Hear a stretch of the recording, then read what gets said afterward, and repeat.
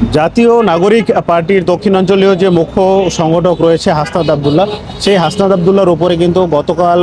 সন্ধ্যায় গাজীপুরের চান্দনা চৌরাস্তায় একটা হামলার ঘটনা ঘটে। সেই হামলার পরে কিন্তু গাজীপুর মেট্রোপলিটন পুলিশের পক্ষ থেকে রাতভর অভিযান চালিয়ে এখনও পর্যন্ত কিন্তু 54 জনকে আটক করা হয়েছে এবং তাদেরকে কিন্তু জিজ্ঞাসাবাদের জন্য হেফাজতে নেওয়া হয়েছে। এ বিষয়ে গাজীপুর মেট্রোপলিটন পুলিশের পক্ষ থেকে কিন্তু একটি প্রেস রিলিজ দেওয়া হয়েছে, কিন্তু আনুষ্ঠানিকভাবে এখনও পর্যন্ত আমাদেরকে কোনো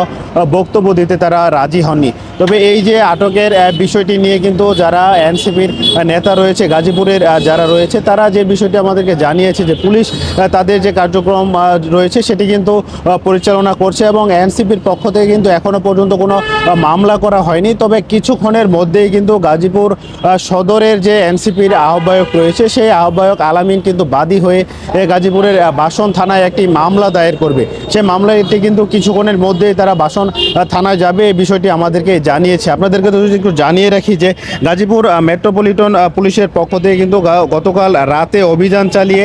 সদর থানায়, অর্থাৎ যেটি গাজীপুরের সদর থানা রয়েছে সেই থানায় 5 জনকে আটক করা হয়েছে। বাসন থানায় 12 জন, কোনাবাড়ি থানায় 6 জন, কাশিমপুর থানায় 2 জন, গাছা থানায় 4 জন, পোবাইল থানায় 5 জন, টঙ্গী পূর্ব থানায় 1 জন, টঙ্গী পশ্চিম থানায় 3 জন, ডিবি উত্তর 9 জন এবং ডিবি দক্ষিণ 7 জন, অর্থাৎ সর্বমোট 54 জনকে কিন্তু এখনও পর্যন্ত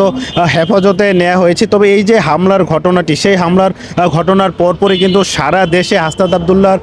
পক্ষে কিন্তু এনসিপির যারা নেতাকর্মী রয়েছে, বৈষম্য বিরোধী যারা রয়েছে, সকলেই কিন্তু একত্রিত হয়ে একটি বিক্ষোভ কর্মসূচি পালন করেছে। আমরা দেখেছি যে গতকাল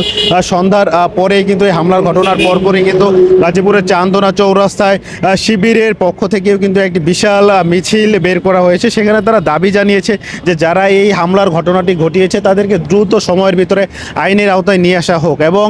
যারা এনসিপির যারা নেতাকর্মী রয়েছে গাজীপুরের 9টার দিকে কিন্তু চান্দনা চৌরাস্তায় একটি মশাল মিছিল করেছে। সেই মশাল মিছিলের মধ্য দিয়ে কিন্তু তারা মেট্রোপলিটন পুলিশের যারা কর্মকর্তা রয়েছে তাদেরকে কিন্তু তারা একটি 24 ঘন্টার আলটিমেটাম দিয়েছে, অর্থাৎ এই ঘটনার এই হামলার সাথে যারা জড়িত রয়েছে 24 ঘন্টার ভিতরে যদি তাদেরকে আইনের আওতায় নিয়ে না আসা হয় তাহলে কিন্তু তারা আরও বৃহৎ কর্মসূচি ঘোষণা করবে। যদি একটু জানিয়ে রাখি যে গতকাল সন্ধ্যায় কিন্তু হাসনাত আবদুল্লাহ গাজীপুরের চৌরাস্তা এলাকা ক্রস করার সময় কিন্তু ও বাইপাসের আগে যে একটি বেলমন্ড শোরুম রয়েছে সেই বেলমন্ডের সামনে আসলে কিন্তু হঠাৎ 10-12টি মোটর সাইকেলে হেলমেট পরা অবস্থায় কিন্তু হাসনাত আবদুল্লাহ যে পাশে বসা ছিল ঠিক সে পাশে কিন্তু তার উপরে হামলা চালায়। সেই হামলায় কিন্তু তার গাড়িটি বেশ ক্ষতিগ্রস্ত হয় এবং হাসনাত আবদুল্লাহ কিন্তু তার হাতে এবং ঘাড়ে বিভিন্ন জায়গায় কিন্তু তিনি আহত হন এবং এর পরপরই কিন্তু তাকে দ্রুত সময়ের মধ্যে গাজীপুরের যে ইসলামিক ইউনিভার্সিটি রয়েছে সেখানে কিন্তু নিয়ে যাওয়া হয় নিরাপত্তার জন্য। পরবর্তী সময়ে কিন্তু গাজীপুর মেট্রোপলিটন পুলিশের নিরাপত্তায় তাকে ঢাকা পৌঁছে দেওয়া হয়। তবে কারা এই হামলা ঘটিয়েছে এবং কিভাবে তারা সেই তথ্যটি পেল এই বিষয়ে কিন্তু আমরা এখনও পর্যন্ত কোনো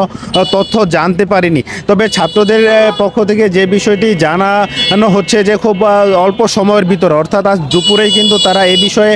বেশ কয়েকজন অজ্ঞাতনামা আসামি করে কিন্তু একটি মামলা দায়ের করবে এবং সেই মামলায় অর্থাৎ যারা এই হামলার সাথে জড়িত তারা আশা করছে যে পুলিশের পক্ষ থেকে কিন্তু দ্রুত সময়ের মধ্যেই তাদেরকে আসলে আটক করা হবে এবং গ্রেফতার করে তাদেরকে বিচারের আওতায় আনা হবে। তবে আমরা গতকাল যে বিষয়টি দেখেছি যে গাজীপুরের সর্বস্তরের শিক্ষার্থী এবং যারা রয়েছে তারা কিন্তু এই হামলার